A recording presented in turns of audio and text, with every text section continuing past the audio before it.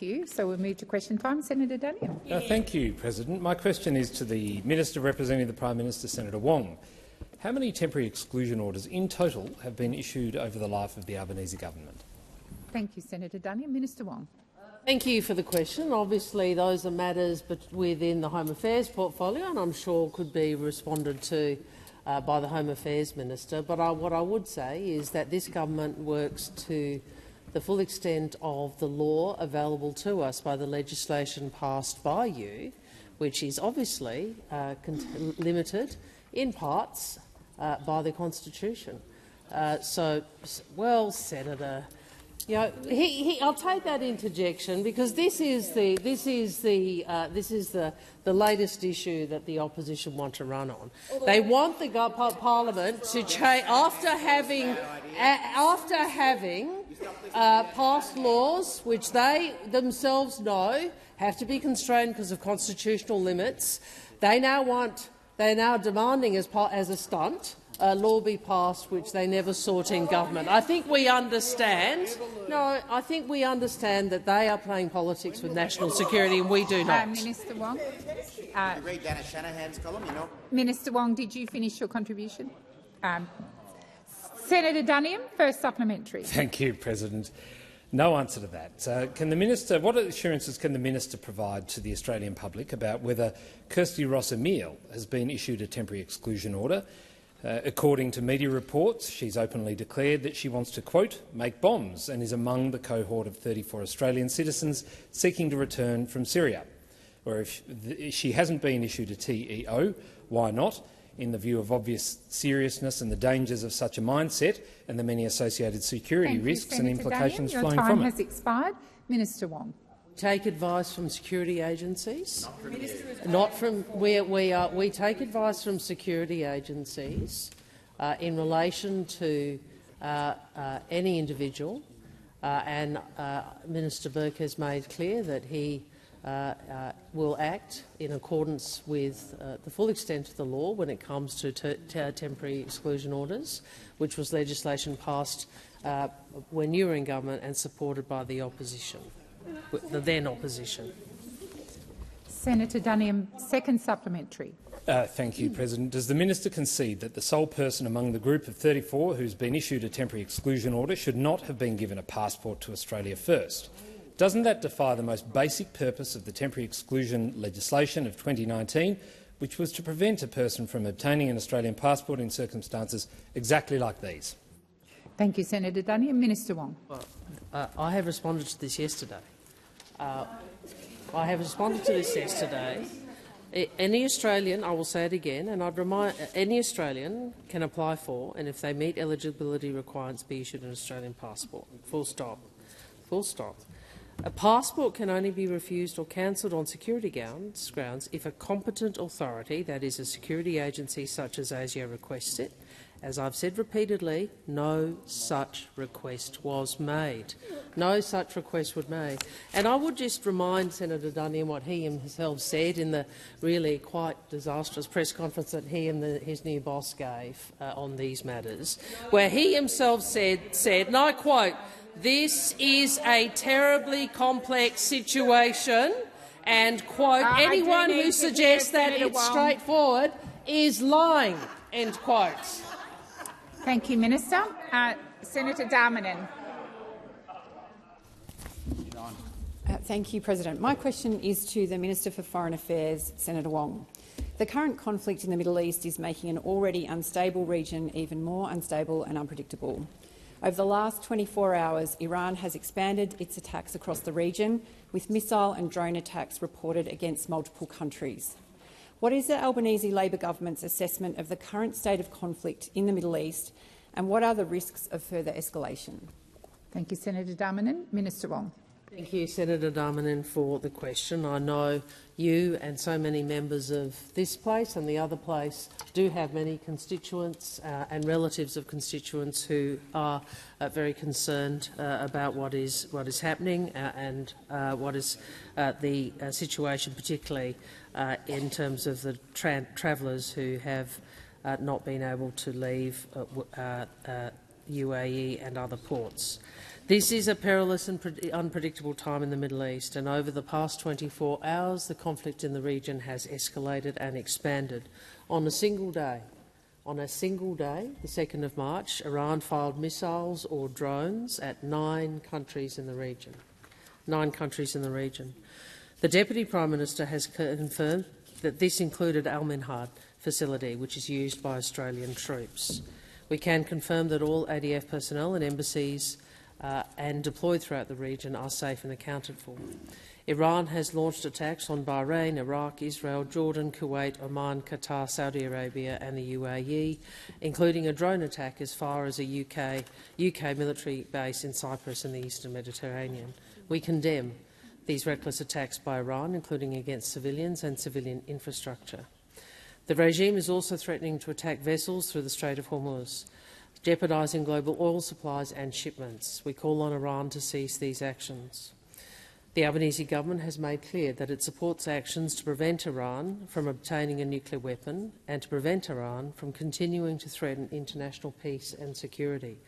The Iranian regime has shown in recent days why it remains a threat to peace and stability in the region, and its violence risks further destabilising an already volatile region.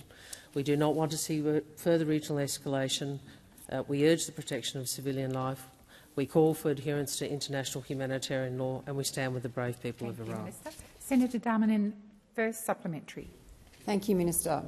The conflict in the Middle East has resulted in the closure of airspace throughout most of the region. Australians, like many travellers around the world, are experiencing flight delays and cancellations. What is the situation for Australians in the region? Thank you, Senator. Minister Wong.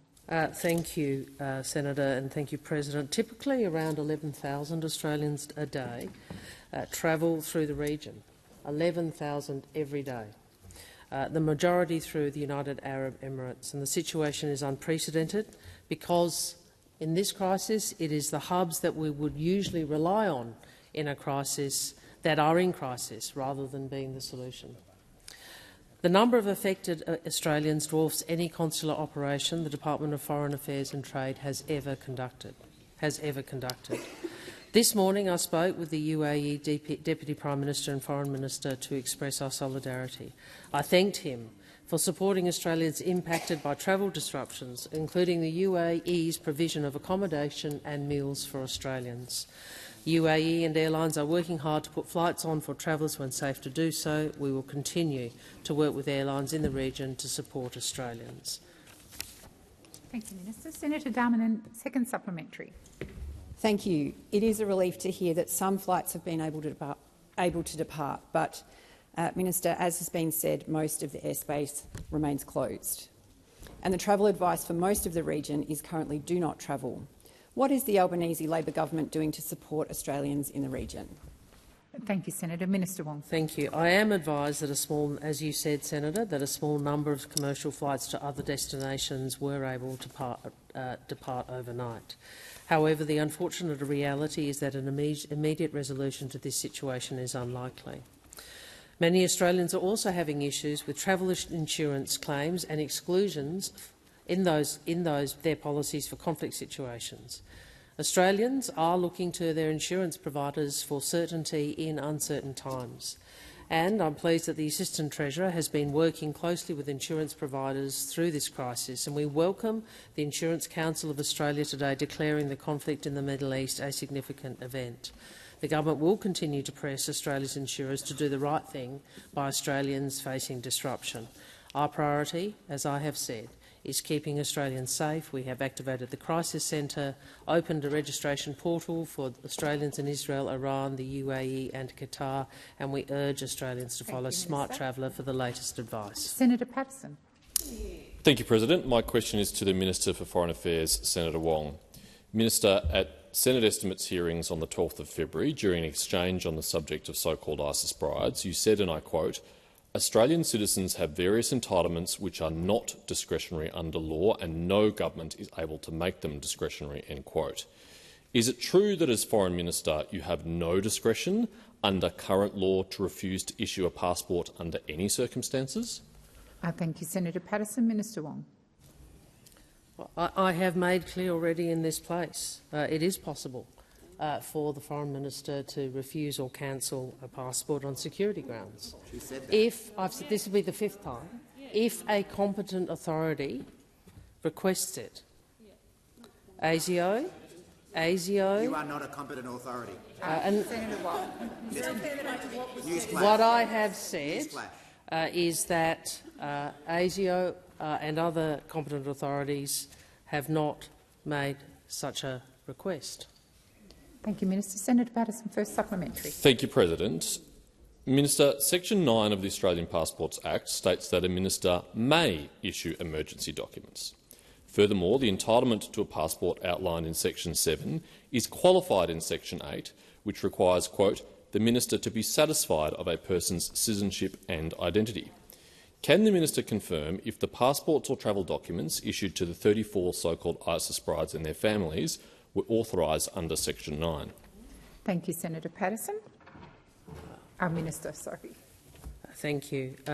It remains a legal entitlement for Australian citizens to be issued an Australian passport if they meet eligibility requirements. So that is the position. In relation to, I'm not in a position, as you know, I was in a position. As you know, Senator, I'm not in a position, you may have asked questions about these set estimates, nor was the department, to answer specific questions about specific individuals, and I think the department went through why that is the case. Order.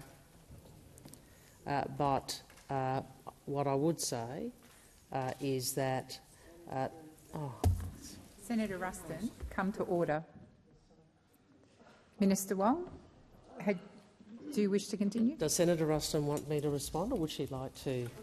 I know that she hasn't got much. Thank you, Minister. The time for answering has now expired. Senator Patterson, second supplementary. President, Minister, Section 14 of the Passport Act states, and I quote, if a competent authority suspects on reasonable grounds that if an Australian travel document were issued to a person, the person would be likely to engage in conduct that might prejudice the security of Australia or a foreign country, the person should be refused an Australian travel document in order to prevent the person from engaging in that conduct. In your 4 years as Foreign Minister, how many passports have you refused or cancelled under Section 14? Thank you, Senator Patterson. Minister Wong. That is the section that I have been referencing now in numerous questions, and no such request was made in relation to the group that you are referencing. In relation to other matters, I act as Foreign Minister under that section on the basis of any advice provided by a competent authority, which in general is ASIO and AFP. Senator, I am not in a position— you should not ask me. Minister Wong, please resume your seat. Senator Patterson. On direct relevance, President, I've asked the minister how many passports were refused or cancelled under the section of the Act. The minister is being relevant to your question, Senator Patterson. Minister Wong.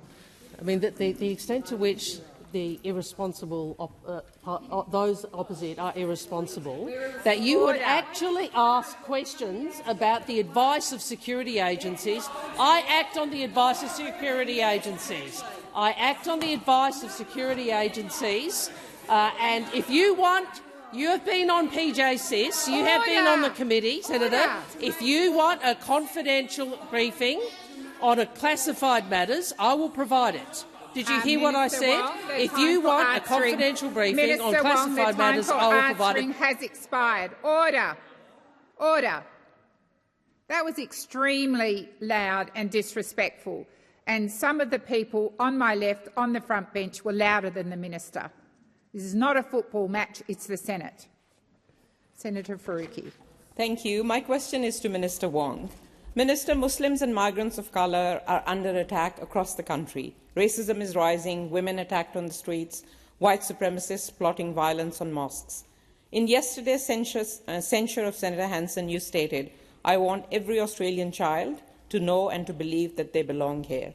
Yet your government refuses to take action to address the hate and racism that challenges their belonging.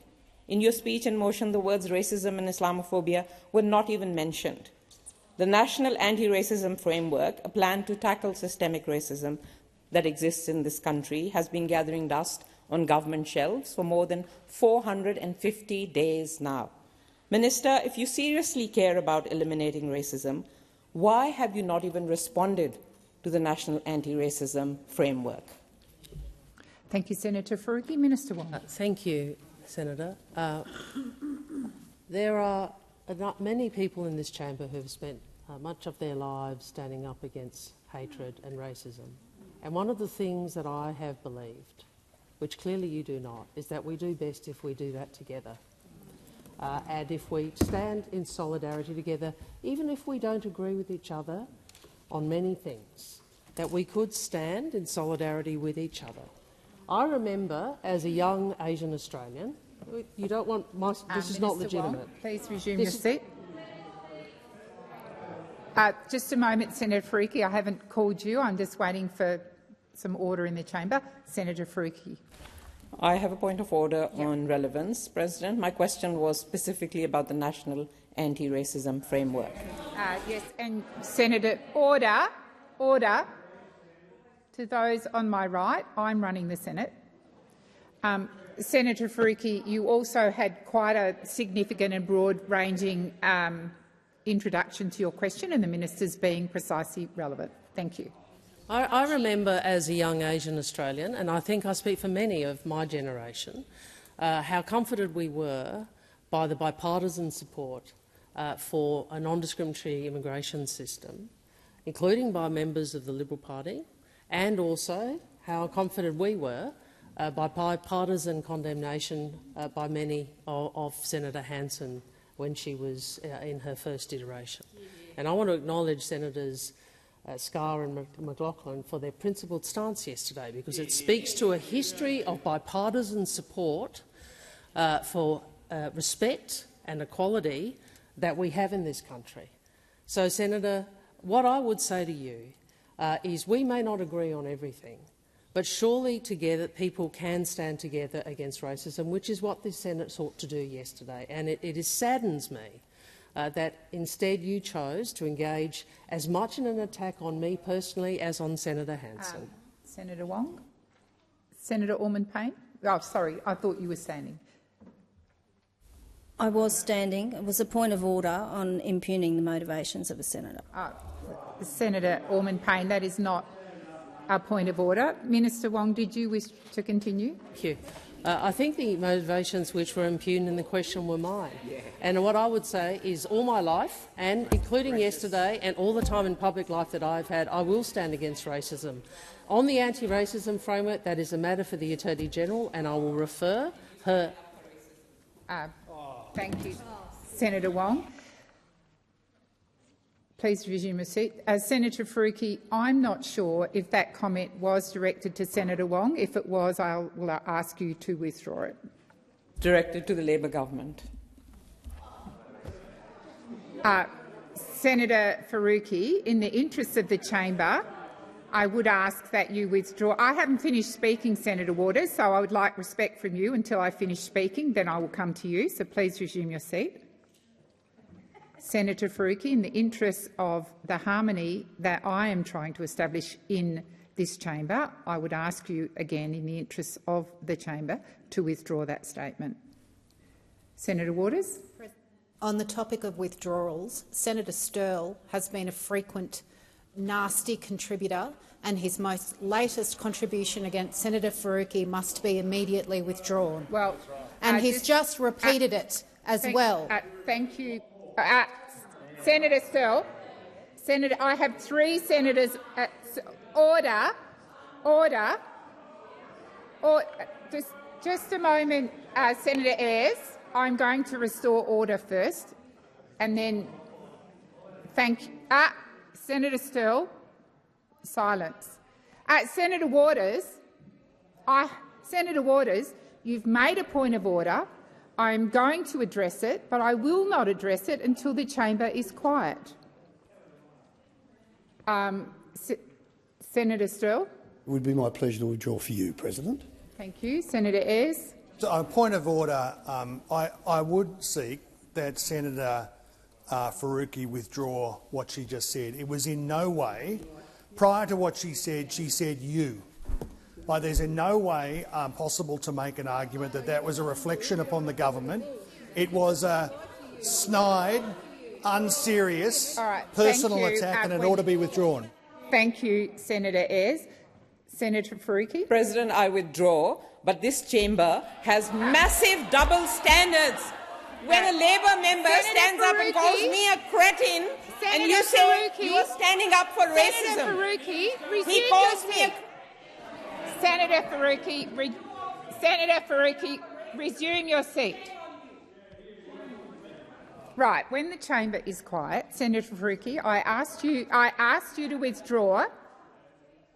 You're well aware of the standards that I seek, and then when I ask senators to withdraw, they withdraw without comment.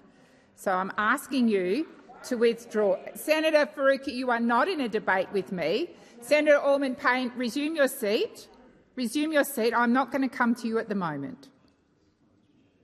Senator Faruqi, I would ask you to simply withdraw. Withdrawn, Chair. Thank you, Senator Faruqi. Senator McKim. Yes, I have a point of order, President. You have asked, and Senator Sterle has complied, to withdraw the first insult that he threw at Senator Faruqi, and he's done that. I now ask you to request that he withdraw the second insult. I won't repeat it, but it started with an F, and I ask that you require him to withdraw the subsequent insult as well. Thank you, Senator McKim. You are also well aware of my standard that I never allow senators to repeat an offence. I did not hear any of the offences. Senator Allman-Payne, I am speaking. Sit down, please. I think, Senator Sterle, if you made a second... I certainly did use the word beginning with F, but it wasn't the F word, but I will withdraw that, gratefully. Thank you. Now, I'm not quite sure where we're up to, so I'll see the... Senator Faruqi, I believe it's your first supplementary. On 21st March, we will mark the International Day of the Elimination of Racial Discrimination in a climate in which racially marginalised communities are increasingly fearful for their safety because Labour and Liberals continue on their dog-whistling and scapegoating. This date offers a perfect opportunity for Labour to put their money where their mouth is and fund the National Anti-Racism Framework in the upcoming budget. Minister, will you announce funding for the NAF before IDIRD this year? Thank you, Senator Faruqi. Minister Wong. Budget decisions will be made in the budget context, but this government stands against racism in all its forms. Senator Faruqi, second supplementary. Last week, the Prime Minister was very quick and so wrong to call Grace Tame difficult, a sexist and patronising label for someone who has more courage than the whole Labour cabinet put together. But he can't bring himself to call One Nation the racist, Islamophobic and hateful party that they actually are. Will the Prime Minister and the Labour Party ever muster up the courage to call them out for what they are, racists? Thank you, Senator Faruqi. Minister Wong. I think I outlined very clearly our views about Ms Hanson and what she stands for. Senator Grogan. Thank you, President. My question is to the Minister for Women, Senator Gallagher. Today, the Workplace Gender Equity Agency released the annual employer gender pay gap data, providing greater transparency about pay outcomes for women and men across Australian workplaces. This data is available because of reporting requirements introduced underneath the Albanese Labor government. It shows progress, but there is more work to do. Can the minister outline what this latest data reveals about the state of gender pay equality in Australia and how it reflects the government's broader agenda to get more women into secure, well-paying jobs? Thank you, Senator Grogan. Minister Gallagher. Thank you, President. I thank Senator Grogan for the question and all the work that she has done throughout her career about advocating for gender equality across all industries. And it was a pleasure to stand with Mary Woolridge, the head of the Workplace Gender Equality Agency, today to release the annual employer gender pay gaps data. And this report, which is in the third year that we have been providing this information, shows continued progress to reduce the gender pay gap. In fact, the average total remuneration gender pay gap has reduced from 12.1% last year to 11.2%, and there was good progress in terms of reducing the number of employers who are conducting gender pay gap analysis, the number of those who did a comprehensive analysis, the number of those employers who found the cause of the gap in that analysis, and the numbers who took action to review performance structures to ensure there was no bias. And indeed, we see more employers falling into the target range of pay, including, and in this year we reported the Commonwealth public sector data for the first time alongside the private sector data. So we now have half of employers now have an average total remuneration gender pay gap smaller than 11.2%, which is a reduction of 0.9. There are more women in high-paid roles, but women are still more likely to be concentrated in the lowest-paid jobs. And as I said earlier, more employers are conducting the analysis that leads to further change. But we know that there is more to do. We thank WGEA for the work they've done in working with employers to deliver this information. And in particular, I'd like to thank Mary Woolridge, who's been the head of the Workplace Gender Equality Agency since 2021, and this will be her last reporting season. The time for answering has expired. Senator Grogan, first supplementary. Thank you, President. I'd like to just thank Senator Gallagher for the amazing work that she's done to get this progress. While we do see recent data showing women's average earnings have increased significantly since this government came to office, the latest figures show women still earn around 88 cents for every dollar earned by men. Can the minister outline how the Albanese Labor government remains committed to helping women get ahead at work and take home more pay? Thank you, Senator Grogan. Minister Gallagher. Thank you, President. I thank Senator Grogan for that. And just to finish on acknowledging the contribution of Ms Mary Woolridge, who has led WGEA with a high level of professionalism and has led to significant reforms, including Respect at Work, the transparency data and the world-leading target-setting approach that she has implemented. And I wish her all the best. In terms of the work that that the government remains committed to is helping women get ahead at work and take home more pay, as Senator Grogan outlined. We have been very clear that this has been a core priority for us in terms of our government policy, but also our economic approach. And we know now that the gender pay gap is the lowest on record. We know that women are earning more and, on average, taking home $291.60 more a week than they were when we came to government. We've got women's workforce participation trending up at 62% in December, with over 640,000 new jobs for women since May. Senator Grogan, second supplementary. Thank you. That's great news. The progress on gender equality requires sustained effort and a continued focus on policies that expand choice and opportunity for women in the workforce. Can the minister outline how greater flexibility and secure work empower women with more choice, and what barriers still stand in the way of achieving these outcomes for Australian women? Thank you, Senator Grogan. Minister Gallagher. Thank you. Well, there are the challenges that remain, certainly challenges in the approach that happens with non-based remuneration, so those performance bonuses or other arrangements outside of pay. Base pay remains a challenge.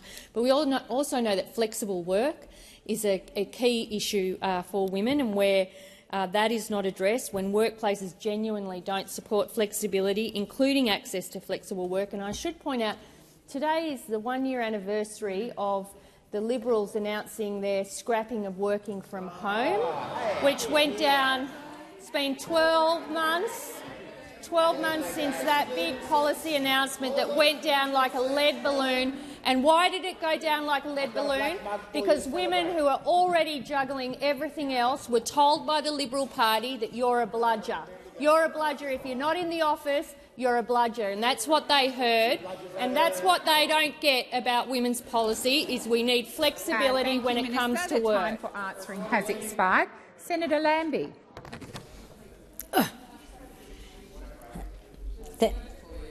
Order across the chamber. It is Senator Lambie's opportunity to put her question. Thank you, Madam President. My question is for the Minister for Science and Industry. An AI advisory body was promised by former Industry Minister Ed Husic in 2024 after he appointed an interim expert panel to start work to ensure the technology was safe. In 2025, Minister Husic said that mandatory guardrails would be prioritised by the second term of the Albanese government. But on the 24th of February, the government scrapped the permanent AI advisory body after spending 15 months and $200,000 working to identify experts to sit on it. Minister, you then announced a replacement AI Safety Institute that will be established in early 2026. Can the minister please explain how an institute with no powers other than to offer advice can protect Australians from the worst of AI? Thank you, Senator Lambie. Minister Ayres. Thank you, Senator Lambie, for that question. And as you'll be aware, the Albanese government announced the National Plan for Artificial Intelligence some months ago, and that did include establishing an AI Safety Institute funded just under $30 million for that to play that role. That work occurs against the backdrop of the efforts put in the previous term, including by Minister Husic, into establishing the government's approach to this vital technology, which comes with enormous opportunity and with some risk. The National Plan for Artificial Intelligence is about making sure that Australia captures the opportunities of this technology, that we spread the benefits, so they're not just in the central business districts of our big cities, but they're spread to small businesses, to the tech sector, to regional communities, to make sure that schools, everybody gets access to the benefits of this technology, and importantly, that we keep Australians safe. The AI Safety Institute's role will be to do the technical evaluation work, particularly testing of new frontier models, to make sure that we understand what the platforms are that are accessible for Australians. Secondly, to do the work in terms of safety and alignment with the interest of Australians, to perform a regulatory support role so that we make sure as a government, working with colleagues like Minister Gallagher and others across the government, to ensure that our regulators, our agencies, our departments have the capability that they require and the regulations they need to make sure. The time for answering has expired. Senator Lambie, first supplementary. Thank you. South Korea, Denmark and European Union are all bringing forward new AI laws, not relying, like our government, on existing laws to regulate AI and protect its citizens. Why does the government think Australians can be protected by laws that were pre-written before AI even existed or invented? So when we will actually get new laws to protect our citizens from the worst aspects, once again, from AI? I just don't understand how you can possibly be using old laws when you haven't brought new ones in. Thank you, Senator Lambie. Minister Ayres. Thank you, President, and thanks, Senator Lambie, for that second question. As I was about to finish the previous answer, you've touched on exactly where I was to go next, which is part of the function of that Safety Institute is to cooperate with partners overseas, including the jurisdictions that you referred to, who all have AI Safety Institutes themselves, as a key piece of their architecture. There are different approaches being taken in different economies and jurisdictions around the world. The AI Safety Institute, in our judgment, this government's judgment, is an important adjunct to having our capability as a government to make sure that we're capturing the opportunities and spreading the benefits, but dealing with those safety issues adequately and effectively. We don't believe that an additional piece of legislation, and I might have to come to this in your second supplementary. Thank you, Minister. Senator Lambie, second supplementary. Thank you. The government uses government AI to build, test and deploy customised AI solutions, including OpenAI's GP models and Anthropic's Claude and Microsoft's Copilot under trial. Members of the general public and organisations now get an email telling them that their submission will be first assessed by AI. Can you tell me exactly what AI models are being used for this, and can you assure Australians that their data isn't being shared with the big techs globally? Thank you, Senator Lambie. Minister Ayres. Thank you. If I can just finish that first point, that is, we have a regulatory framework in Australia. Our job is to strengthen it and to make sure that it is fit for purpose, and that may engage future regulatory change in some areas to make sure that Australian laws, whether it's dealing with financial harms or dealing with protecting young Australians or whatever it is, that our legal framework is up to scratch and modern and fit for purpose. On that question of which platforms are being used in the context that you've referred to, I'm not in a position to answer. I don't know the answer to that question. I'll be happily come back to you about that in more detail. Senator Lambie. It's a point of order. I just wanted to know about how you can assure Australians that their data isn't being shared with big tech globally. That's the assurance we want to hear today. Thank you. Thank you, Senator Lambie. Did you have anything further to add, Minister Ayres? I don't believe so. I mean, data protection is a core principle of the government's operation here. Senator David Pocock. Thank you, President. My question is to the Foreign Minister. Minister, did Israeli President Isaac Herzog visit ASIO headquarters during the course of his recent trip to Australia? Thank you, Senator Pocock. Minister Wong. Thank you, President, and thank you to Senator Pocock. I believe the program was made public. Obviously, in relation to that particular entity, we are cautious about what is said, but I can provide some further information on notice. Thank you, Minister. Senator Pocock, first supplementary. Thank you, President. Minister, I would expect that you would probably know this detail. I'm just wondering if you can confirm that President Herzog did not visit ASIO headquarters or any other intelligence or operational facilities here in Australia in the course of his recent visit. Thank you, Senator Pocock. Minister Wong. Thank you, Senator. If I can provide information, I will. You ask about one of Australia's security agencies. Now, obviously, they've had been extensively involved in the investigation and circumstances of the Bondi attack. If I am able to provide you with further information, Senator, I will. Senator Pocock, second supplementary. So, Minister, can I take that you are unaware of President Herzog visiting ASIO or any of our security agencies? I appreciate that you'll take it on notice, but I just want to confirm that you're unaware of that. Thank you, Senator Pocock. Minister Wong. Senator, what you can take is that I will do what I can on notice to provide you with the information that I'm able to. Order. Senator Pocock. Sorry, President. Just point of order on relevance. I've tried to ask this very respectfully with no preamble, no long-winded intro, and that was not the question that I asked. The minister's yes, Minister Wong. Senator Pocock, I'm also trying to be courteous. I'm not able to answer your question, so please. I think Senator Pocock doesn't need your assistance, Senator Whish-Wilson. I'm also seeking to be courteous. I'm not in a position where I can answer your question. Obviously, questions about that agency are often very sensitive.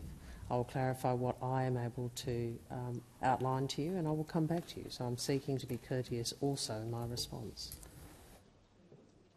Senator Pocock. Sorry, just Minister Wong, I'm not trying to be funny here, but just Senator, why a point of order on relevance.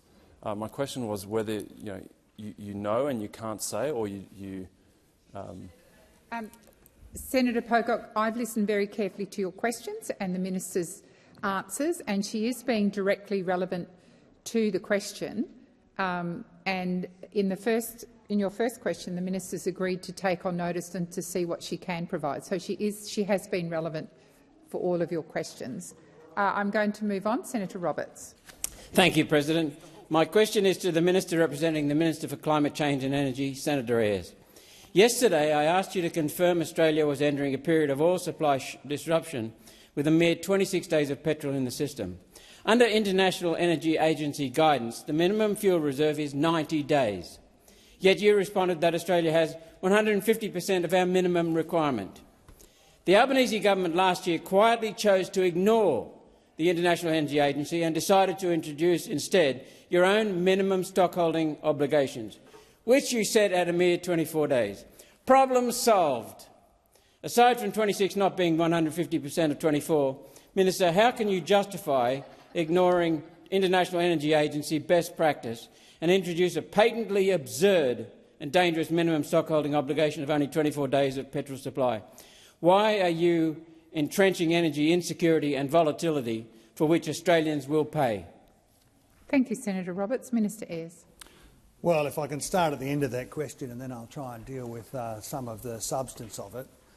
Energy insecurity in Australia is a consequence of what happened over the Morrison-Abbott-Turnbull catastrophe, where 4 out of our 6 oil refineries closed. 4 out of the 6. Now, despite what Mr Hastie says when he turns to for work, despite what Mr Hastie says, these things are not straightforward to rebuild. 4 out of 6 closed. So if you want to ask questions about energy insecurity, ask them how it is that they sat on their hands for so long. Minister Ayres. Senator Roberts. Point of order. I'm not asking the opposition. I'm asking the minister. And I want an answer. I'll wait until there's silence. I'm waiting for silence. I will direct the minister to your question, Senator Roberts. Minister Ayres. And while I'm on the subject of the opposition and the current fuel security arrangements, we have larger reserves on hand than there has been at any time over the last 15 years. Today, as a result of the action that this government. Minister Wong. Oh.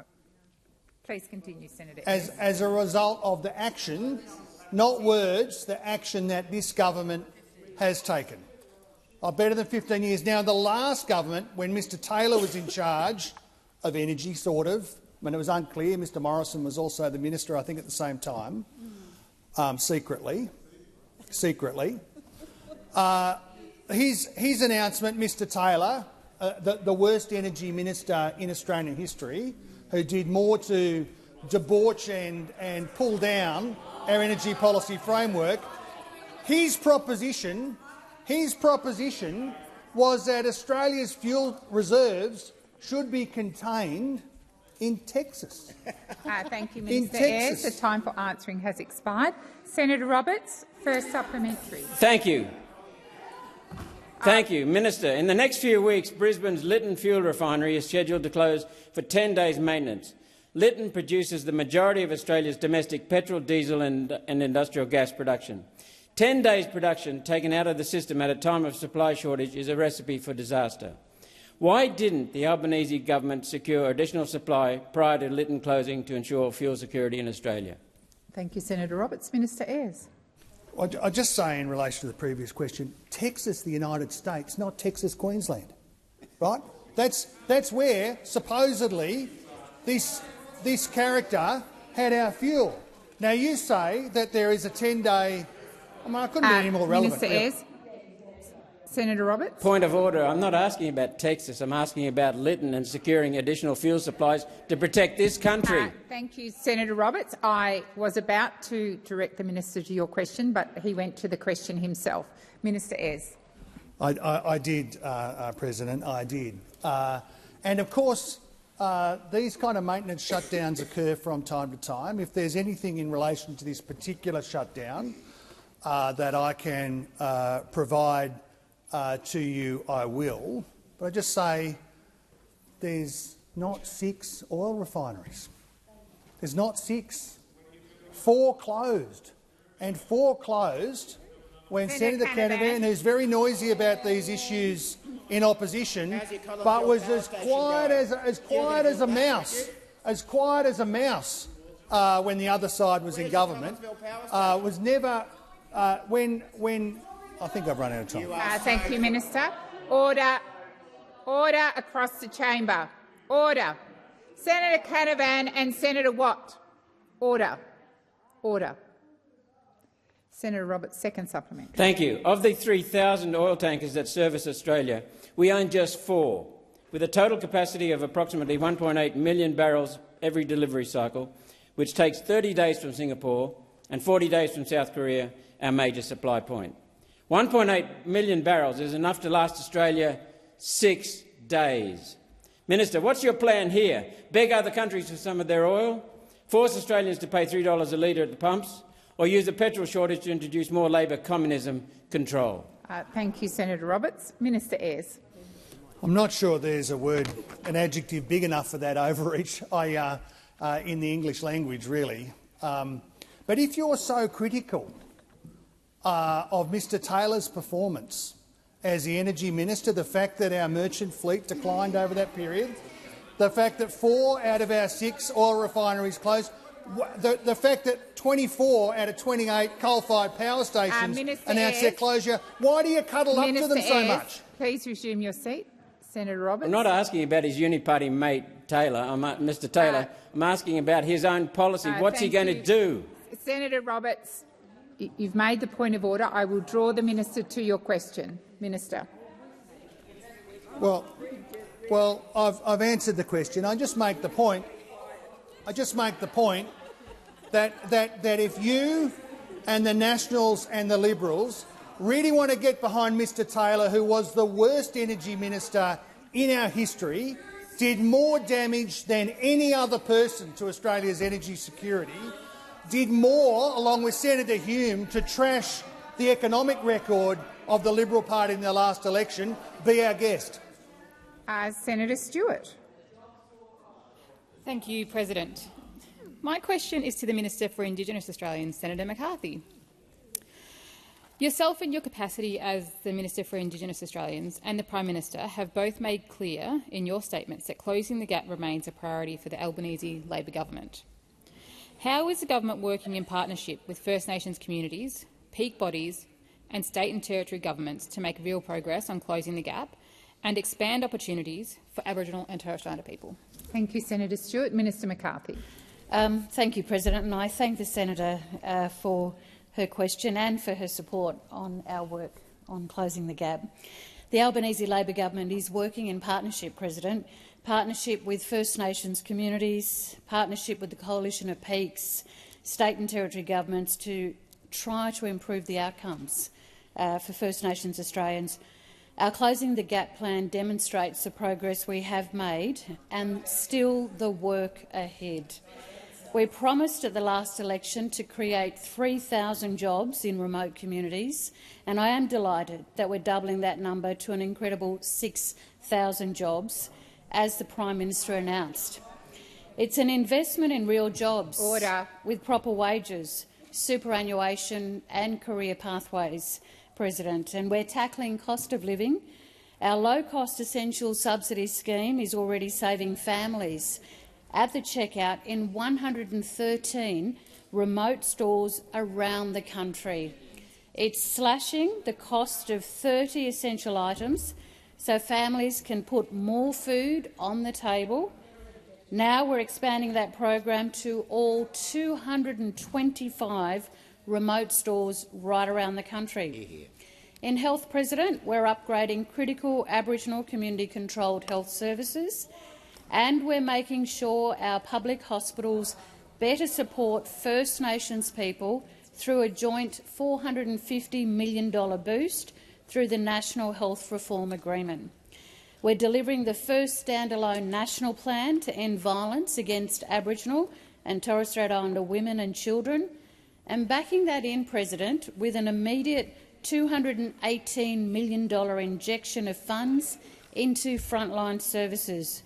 We are building stronger futures for First Nations Australians. Thank you, Minister. Senator Stewart, first supplementary. Thank you, President, and thank you, Minister, for that response. Improving mental health and suicide prevention remain critical priorities in closing the gap. Can the minister outline how the Albanese Labor government's investment in culturally safe, community-led services like 13 Yarn is supporting Aboriginal and Torres Strait Islander people to access crisis support? Thank you, Senator Stewart. Minister McCarthy. Thank you, President. Thank you, Senator Stewart. Supporting the social and emotional well-being of First Nations people, President, is essential to closing the gap. And that's why the Albanese Labor government is strengthening 13 Yarn. And that's the national crisis support line designed, led and delivered by Aboriginal and Torres Strait Islander people. 13 Yarn provides confidential, culturally safe crisis support 24 hours a day, 7 days a week, and it ensures people can speak to someone who understands their situation, their cultural connections, community and their lived experience.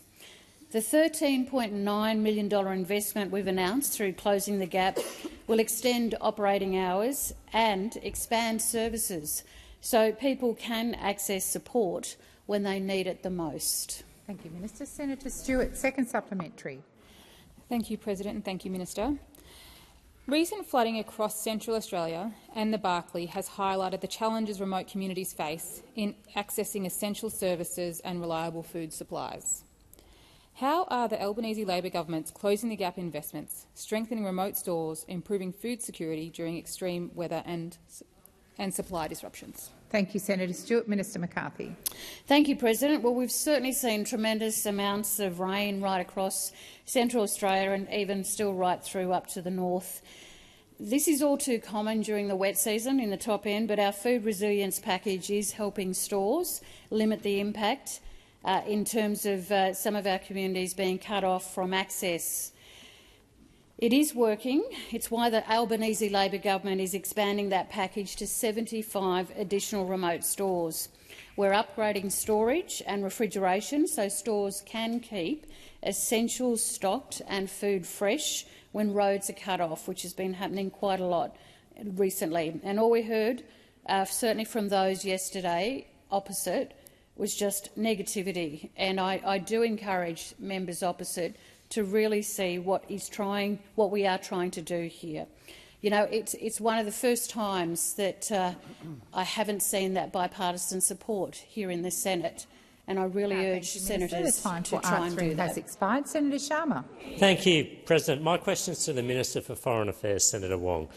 Minister, many Australians now stranded in the Middle East have reportedly been able to contact consular staff with emergency lines unanswered and hotlines overwhelmed. Yet your government has spent months coordinating the return of ISIS sympathisers, issuing them dozens of passports. Why can the Albanese government pave the way for the return of terrorist sympathisers but not ensure law-abiding Australians stranded overseas can get help when they need it?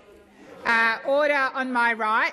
Order on my right. Before I call the minister, I'm going to remind those on my right that I need to be able to hear the question, and Senator Sharma should be able to ask his question in silence. Minister Wong.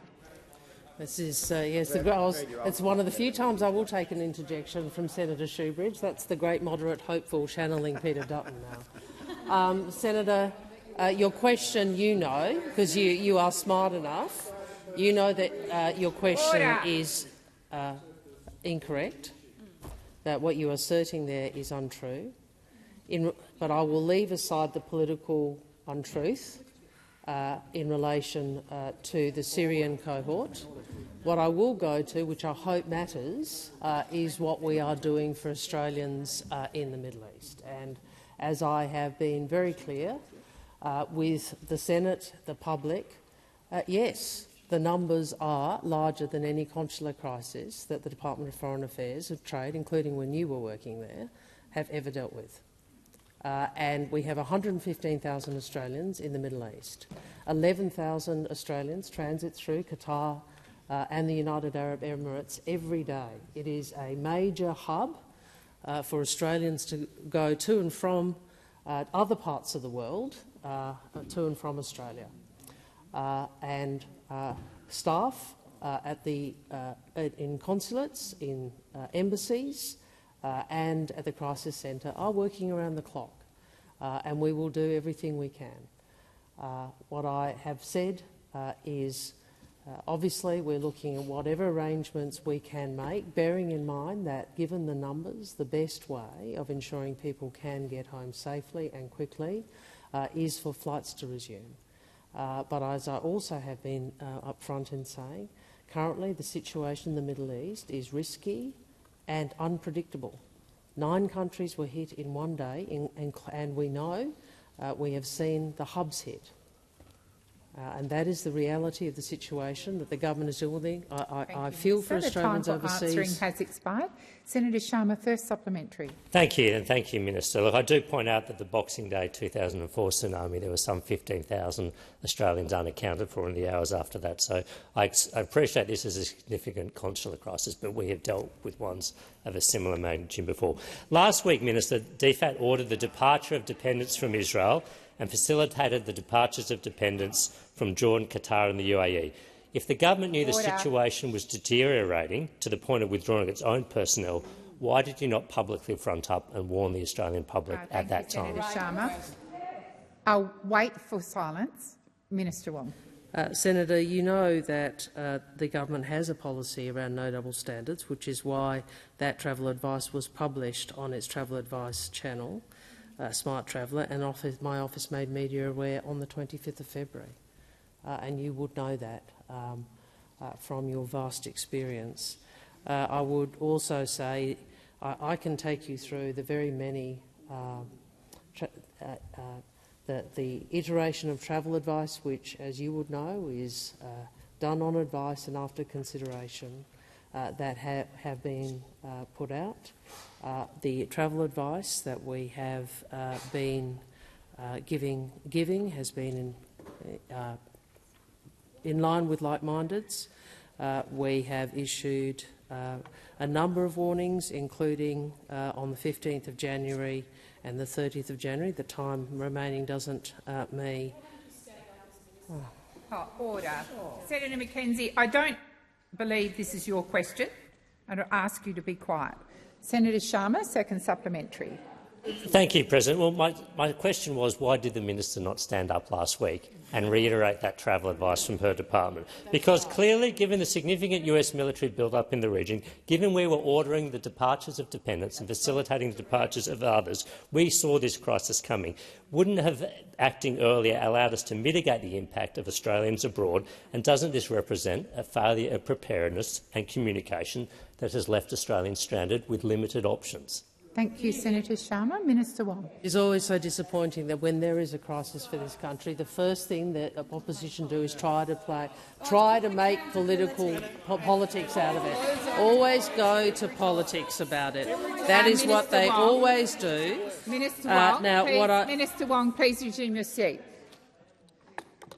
I have worked very hard to make sure that Senator Sharma was respected and that his question was heard in silence.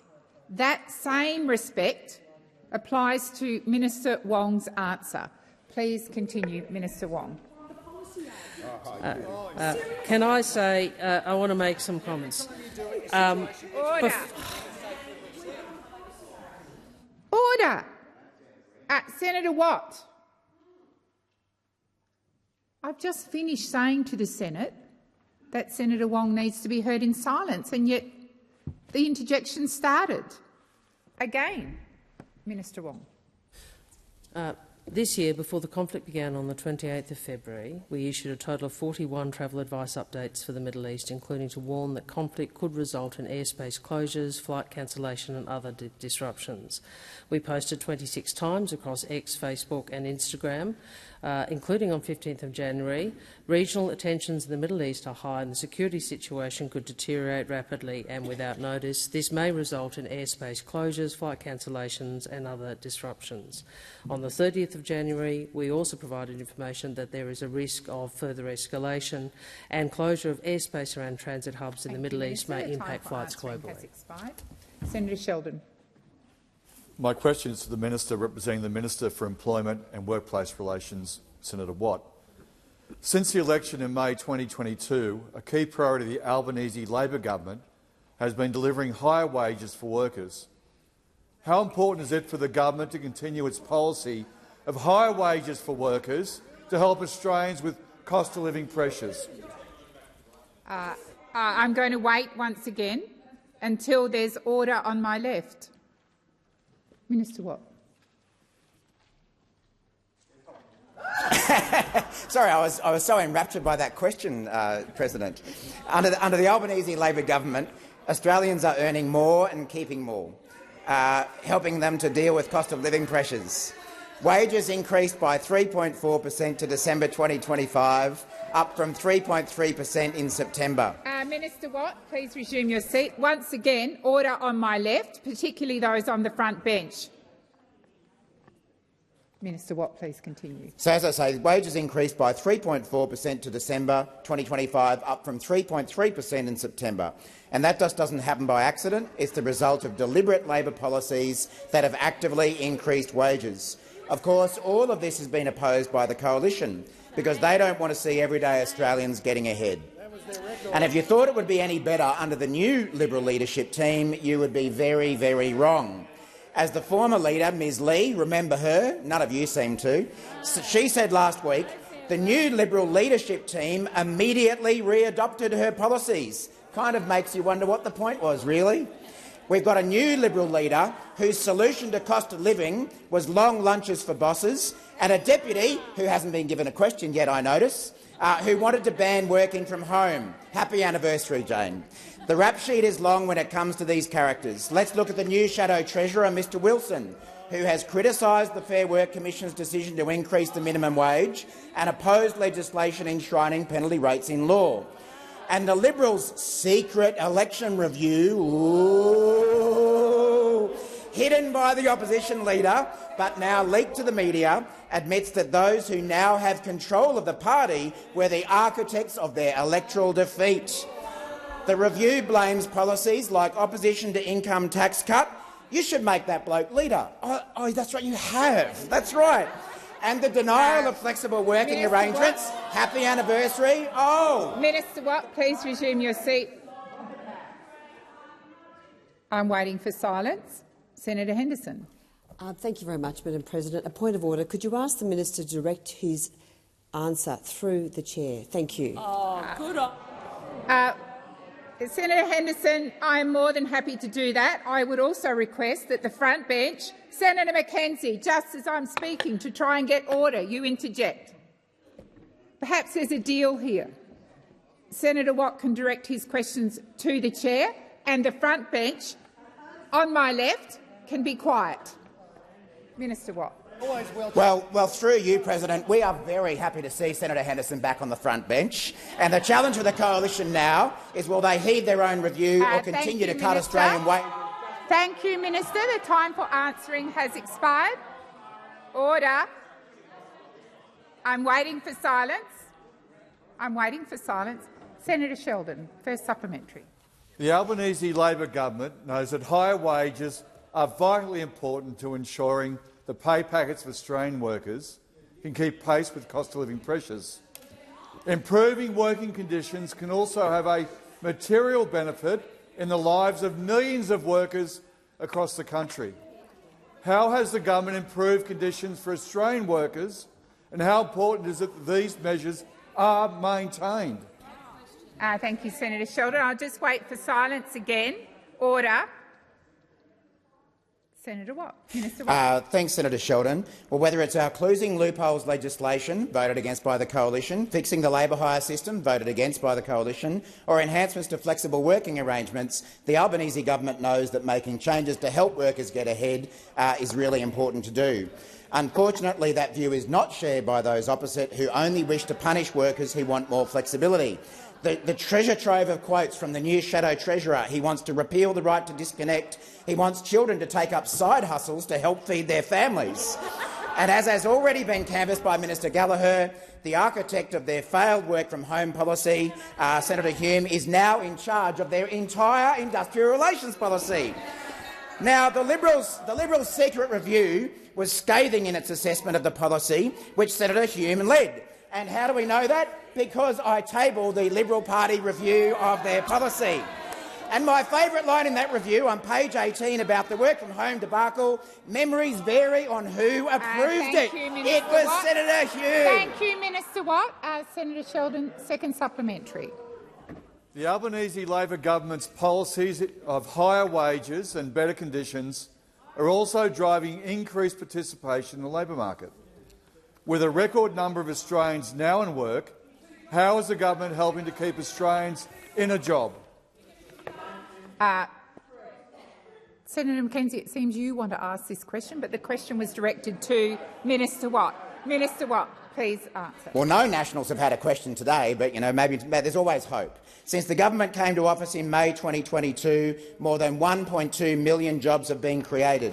Now, of course, one of those jobs has been created a few times over. That's the Leader of the Coalition. And while we're focused on creating more jobs for Australians, the new Leader of the Opposition's sole focus is on protecting his own. Because what other reason is there for him announcing his willingness to do preferences with One Nation? For someone who wants to return to Howard-style conservatism, he won't follow John Howard's principled decision to put One Nation last. That decision is certainly not following Recommendation 16 of the Liberal Secret Election Review, which states that broadening the support base is necessary if the party is to reflect modern Australia.